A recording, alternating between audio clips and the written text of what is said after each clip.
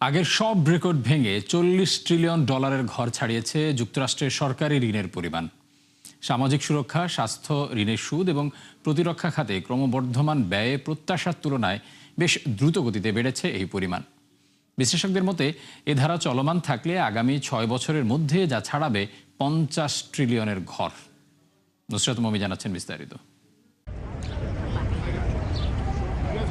অতি ধনীদের কর ছাড়, সামাজিক সুরক্ষা ও প্রতিরক্ষা খাতে ক্রমবর্ধমান ব্যয় ও বিপুল অঙ্কের সুদ পরিশোধের তুলনায় কমেছে রাজস্ব আদায়। ফলে ব্যয়ের চাপ মেটাতে ঋণ করতে হয় বিপুল পরিমাণ অর্থ, যার ফলে যুক্তরাষ্ট্রের জাতীয় ঋণ ছাড়িয়েছে $40 ট্রিলিয়ন ঘর।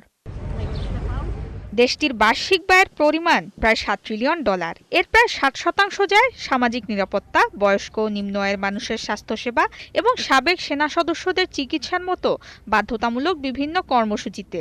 দেশটির 20% মানুষ বয়স্ক হওয়ায় এ খাতে দিন দিন বাড়ছে খরচ। অন্যদিকে অস্বাভাবিক হারে ঋণ বেড়ে যাওয়ায় দ্বিতীয় সর্বোচ্চ ব্যয়ের খাত দখলে নেয় সুদ পরিশোধ।